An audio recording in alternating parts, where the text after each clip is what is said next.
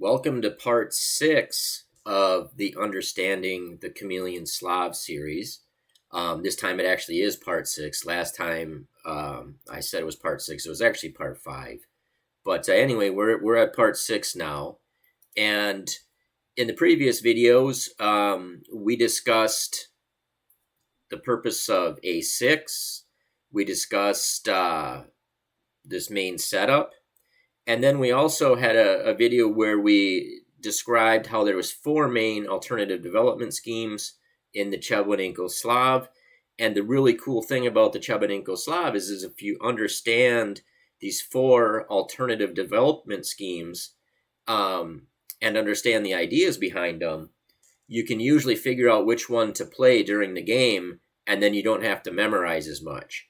And these alternative opening schemes of development come about often when white does something to prevent black from developing his light squared bishop on this c8 to h3 diagonal.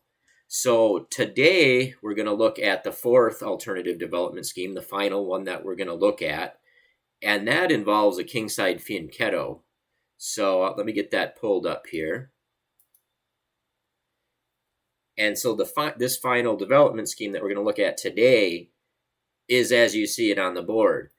And one thing to note is that this usually comes about when white does something to stop us from playing bishop to f5, and also when we're unable to play bishop to g4.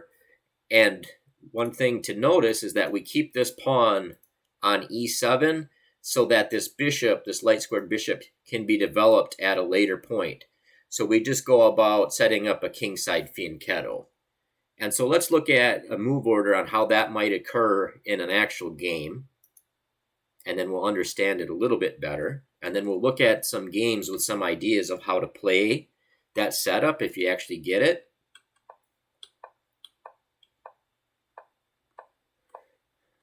So we're going into our Chebanenko setup here. And you notice white can play queen to c2 when they think that they're being clever because they stop us from playing bishop to f5.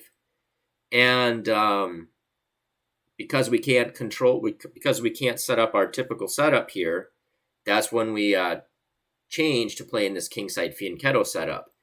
And I think one thing to look at, because some people would say, and my intuition when I first saw this was, well, we can't play bishop to f5, so let's just play it to g4. And unfortunately, that doesn't quite work for us. And let me show you concretely why that's the case, because it's important to understand. So if we play bishop to g4 right here, there's this concrete line that causes problems for us, and it's actually losing for us. And what it is white employs this tactic of hitting b7 and d5 at the same time. And this theme has come up over and over as we've explored these Chameleon Slav structures. And normally we think, well, no big deal. That's the beauty of a6, is that we can just play rook to a7 and we're okay. Now, unfortunately, in this concrete position, we're not okay, because even though it appears we have enough coverage on this, it's being on the d5 pawn, it's being attacked twice, but we're protecting it twice. Unfortunately, white can get rid of one of our defenders, eliminate the defense of that pawn by hitting us real quickly with g4. And when we move the bishop away, they play g5. And then unfortunately, this knight has to move away, and this pawn will not be protected enough. So normally this a6 usually protects us against these double attacks on d5 and b7. But in this concrete situation, it actually doesn't. And that's the reason why way back here, we cannot just simply play bishop to g4. And obviously we can't play bishop to f5. So what we have to do then is we start developing a Kingside Fianchetto, and we'll wait until later to develop that bishop. So this is how the position will kind of come about. And then when we can safely play our bishop outside the pawn chain, white tends to play knight to e5, hitting that bishop. And how we play it is that we drop back to e6. So this is the position that will come up, the vast majority of the time. They'll play knight to e5, and the best place to put this bishop is on e6. Now, a couple things to notice is that ideally, we would like to be able to get c5 in and open up our dragon bishop or dark squared bishop, so to speak, to put pressure down this long diagonal. So we may or may not be able to do that depending how white develops. So I want to look at 3 games. And the first game, we will look at this exact idea of using the c5 break combined with this bishop here to put pressure on the d4 square. And because that can be kind of annoying for white sometimes, a lot of strong players will also just play c5 to kind of put an end to that so that we can't play c5 ourselves. But let's look at 3 different games. The first game is by a 2600 player playing black, Posny. And this game goes right down kind of like our main line of how the move order that we would use. And now once again, we know we can't play bishop to g4 because he'll play queen here. And then he'll have this idea of coming here, exchanging here. We won't have enough protection on d5. So we just start setting up our Kingside Fianchetto. And now we can safely play our bishop outside the pawn chain. So we do. And like I said, the vast majority of the time, they will try to play knight to e5. And that's fine. We just play bishop to e6. And now, most of the time, you'll see one of 2 different things. You'll either see the move c5 played, or they'll play b3. So let's look at b3 first. And you can see here, they played b3. And this 2600 Grandmaster realizes he wants to try to open this up so that his bishop on this long diagonal can be more active. So he busts with c5.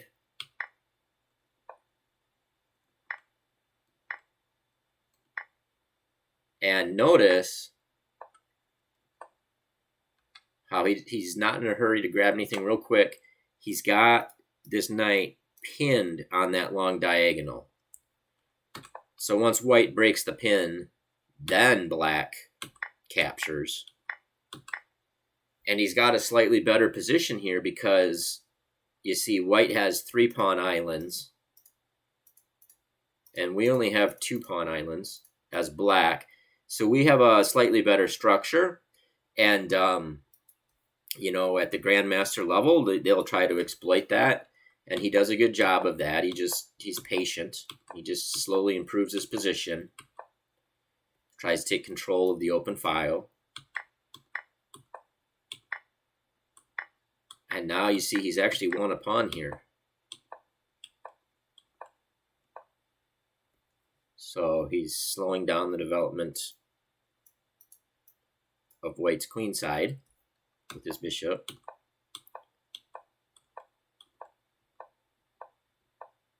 And we won't spend much time. I'll just kind of quickly flip through, but you can kind of see he's getting these pawns rolling. And basically, we get to this position, and white throws in the towel.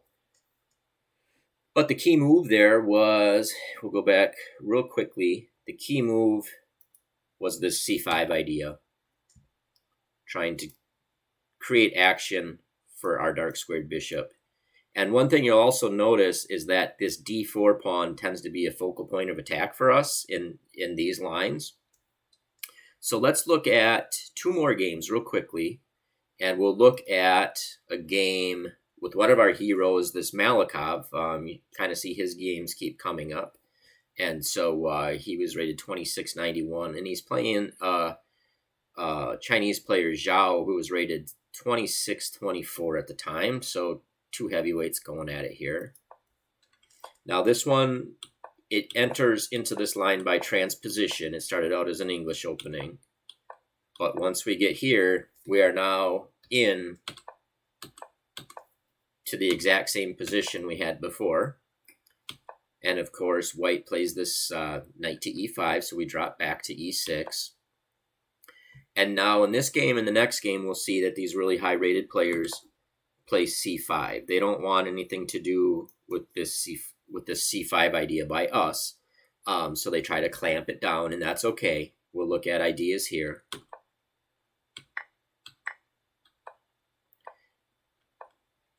And one thing you'll notice in this game and the next game too, and I chose these because they have this, but one important thing to know is rerouting this knight. You can kind of see it comes to g4, comes back to h6, and then it helps protect f5. So it could go to that square at some point, or it could support from h6, it could support the bishop going to f5. We'll see that in the next game, actually. And the idea is you want to know this rerouting idea, and you want to be able to do it before they play h3, otherwise you can't do it. So you notice how quickly these strong players play that move. And then one more theme you'll notice is the development of these rooks on the F and E file. And a lot of times, it might seem a little weird, but you'll notice a lot of times you can get this E5 blast in. You may have to set it up with F6, but these rooks are well positioned on E8 and F8.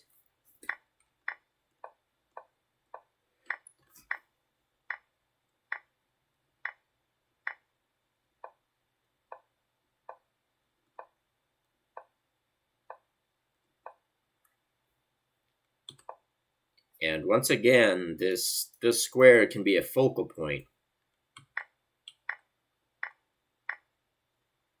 And what ends up happening is black ends up attacking the base of the pawn chain here.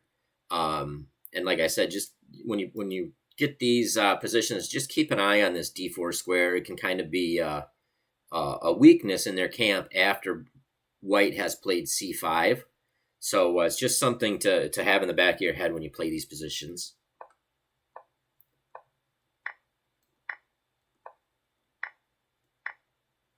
And so now, this is a good endgame for black.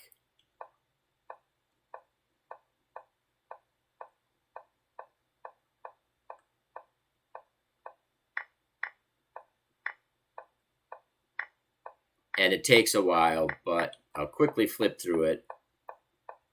Black wins tactically at the end here, because now his king's in a better position.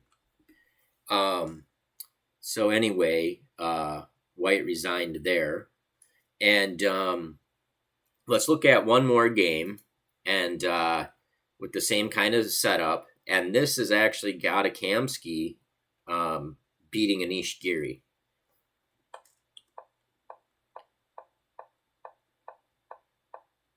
And we notice we get into this same position again. And here Giri goes the c5 route, which is not surprising.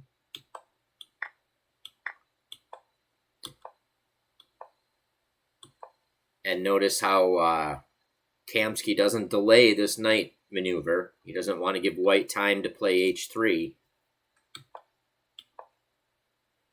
You notice Kamsky does the same development, rooks on f8 and e8, preparing for stuff to get broken open here on the E and F file. And Kamsky uses the knight on h6 to support the bishop going to f5. And of course, that's going to get rid of this light squared bishop, which is better for white than for black.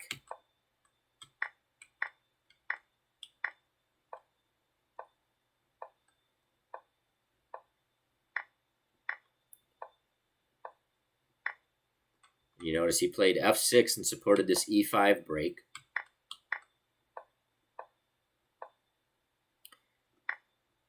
And another thing to notice is he's even willing to give up a minor piece for 2 pawns to take out the base of this pawn chain, this d4 pawn, which is a focal point for us. That's why I liked this game, because it kind of really highlights how important of a weakness that d4 square can be for white in this structure.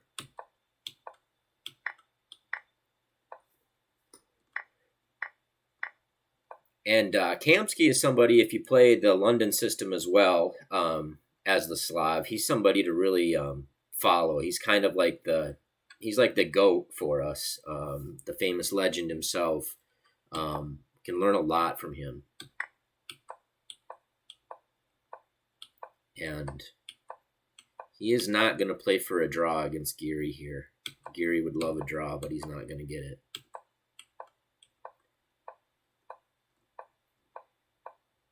And I'll just kind of quickly flip through this, but we kind of got the main important points in. Is that knight pirouette or maneuver, whatever you want to call it, where it comes back to h6. We go to g4 to h6 so that we can either go to f5 or support f5. And then we got to just realize that that d4 point is a weak spot in their camp after they play c5.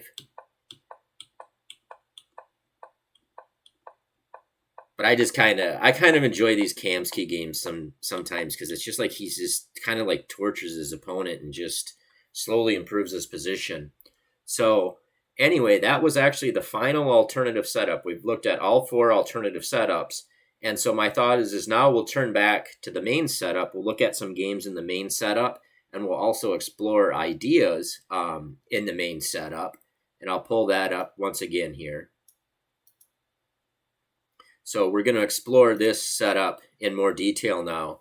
And then I thought maybe at the end, too, we'll briefly look at the exchange Slav and just some ideas in that, because that is something that we'll see a fair amount.